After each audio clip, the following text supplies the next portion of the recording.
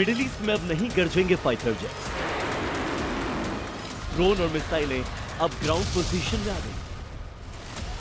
America के युद्धपोत भी हैंगर मोड में, यानी खाड़ी से लेकर पूरे मिडिल ईस्ट में फिलहाल शांति। पहले सीज फायर की वजह से और अब युद्ध खत्म करने वाली डील की वजह से। ऐलान डील, ट्रंप ने कहा डील फाइनल, ईरान राजी, 19 जून को साइन। दुनिया के जंगी इतिहास में संभवतः पहली बार हो रहा है जब हमलावर देश ने पहले सीज फायर करवाया और अब युद्ध खत्म करने वाला समझौता फाइनल किया।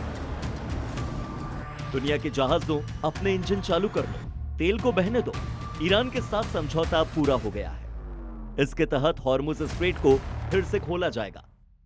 मैंने ईरानी बंदरगाहों पर लगी नौसैनिक नाकेबंदी को तुरंत हटाने की मंजूरी दे दी है। ट्रंप का यह पोस्ट सामने आया। हालांकि ईरान और अमेरिका के बीच हुए समझौते का पूरा दस्तावेज अभी जारी नहीं किया गया है। हालांकि ईरानी मीडिया के मुताबिक दोनों देशों के बीच हुए एमओयू में कुछ अहम बातें शामिल हैं।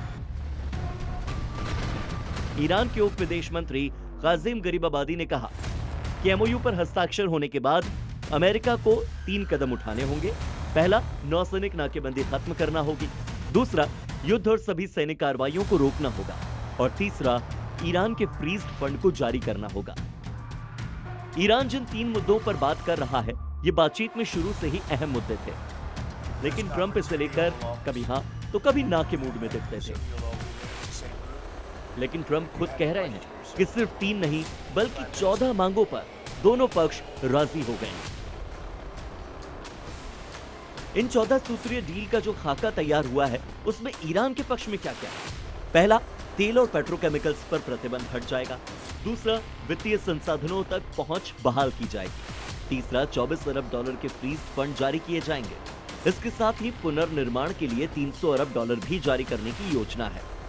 लेबनान समेत सभी मोर्चों पर सीज फायर होगा। इसके अलावा ईरान की संप्रभुता का सम्मान भी होगा। नौसैनिक नाकेबंदी हटाई जाएगी। साथ ही इलाके से अमेरिकी सेनाओं की वापसी होगी। वहीं डील में अमेरिका को यह फायदा है कि ईरान परमाणु हथियार नहीं बना पाएगा। निगरानी तंत्र यूएन सिक्योरिटी काउंसिल की भी मंजूरी है। वहीं 60 दिन की बातचीत में परमाणु समझौता फाइनल हुआ है।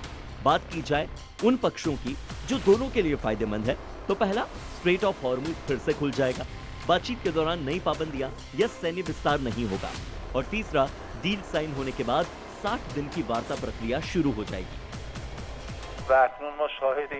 پیش‌نویس تفاهم هستیم که ما تمامی مواضع خودمون و همچنین موضوعات مهمی که مد نظر بود در این یادداشت تفاهم گنجانده شده که طبیعتاً پس از امضای رسمی قطعاً متن اون رو هم منتشر خواهیم کرد و حالا अमेरिका और ईरान के बीच समझौता ज्ञापन पर सहमति बनाने की कोशिशों में शामिल कतर का एक डेलीगेशन कूटनीतिक बातचीत के बाद तेहरान से रवाना हो गया है।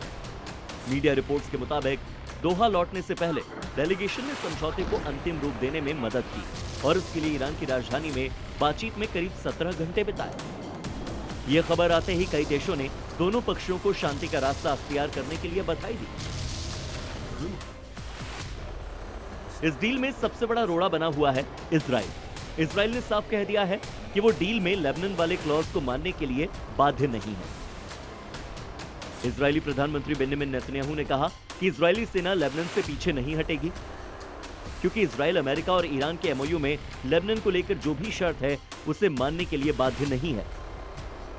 नेतन्याहू के इस रवैये को लेकर ट्रंप उन्हें हड़का चुके हैं। कई बार लेबनान पर हमले रोकने की अपील कर चुके हैं, लेकिन इजराइल ने ट्रंप के किसी भी ऑर्डर को अब तक नहीं माना।